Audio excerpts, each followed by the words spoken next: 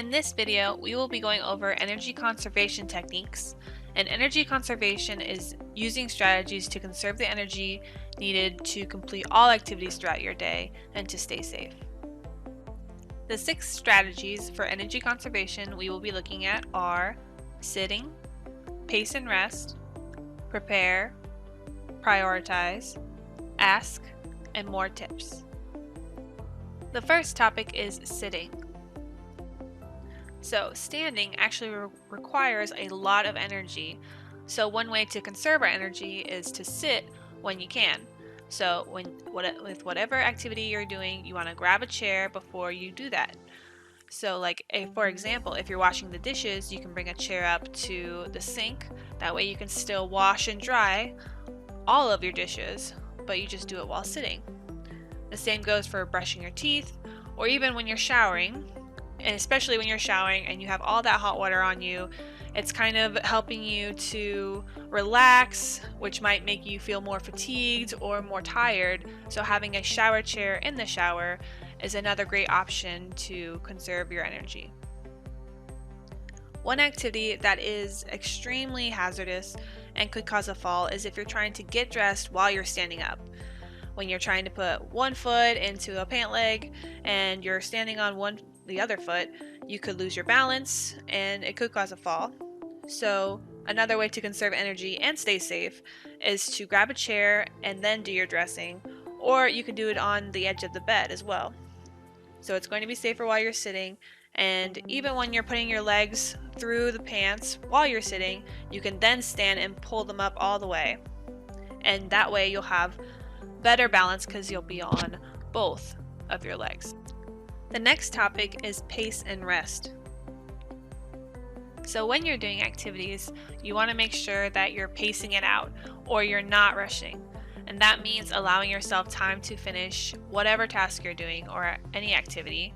And it kind of relates to the saying, slow and steady wins the race, because you're allowing yourself to stay safe, give yourself time, and also you're going to be conserving your energy because you're not rushing to get everything done, and which could also cause some anxiety and some trip ups. Especially if you're trying to rush, you might accidentally trip, or you might accidentally fall, or you might miss something that you're doing. You want to make sure you're being slow and steady. And then with energy conservation, you want to make sure you're scheduling time in between activities to recuperate so you're not going to be tiring yourself out. Another thing you want to remember is don't wait until you're tired to take a break. And this requires some planning beforehand.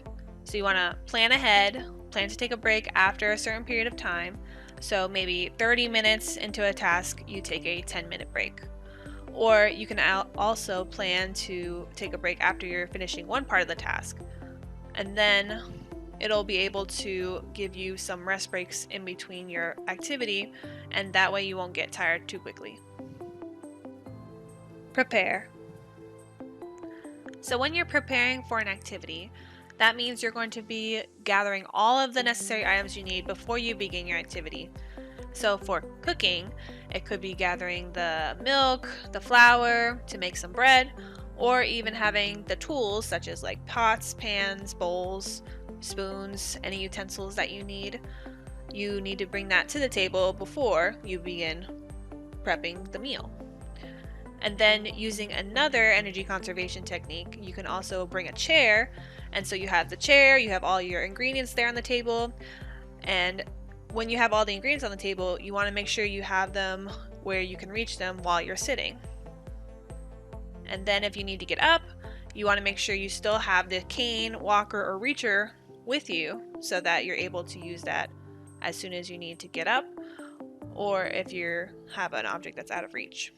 And the same thing goes with gardening. You want to make sure you have all of the necessary items you need before you go out, and you can also bring a stool to sit on while you're getting all the weeds out or putting in fertilizer. Next is prioritize. When you are prioritizing, you want to make sure you're putting in what activities you want to do in order. So first you have to identify activities that are the most important to get done, or the activities that might take the most energy, such as laundry or cooking. And then from the activities that you need to get done or have the most energy as well, then you decide and prioritize which activities should be done first.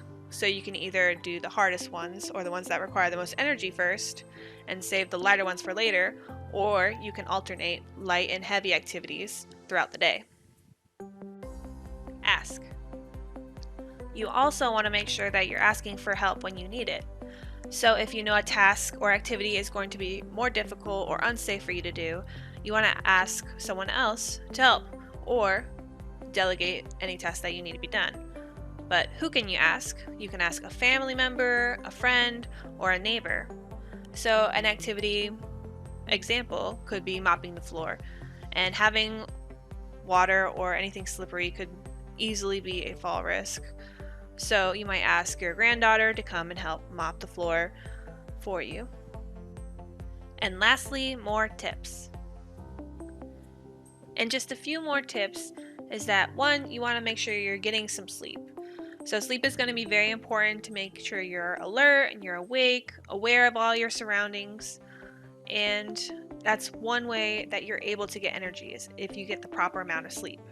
And if you're not able to sleep very well, you want to make sure you're starting a sleep routine.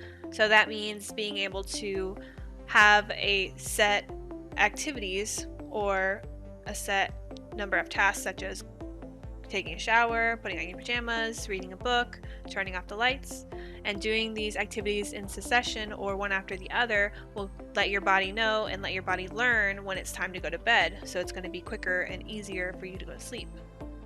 And then another tip is to wait after food. So after you eat your food, you want to make sure you're not active for about 30 minutes. That way it lets your body digest and you're not feeling so fatigued or so tired because your body is digesting while you're doing other activities as well. Thank you so much for watching.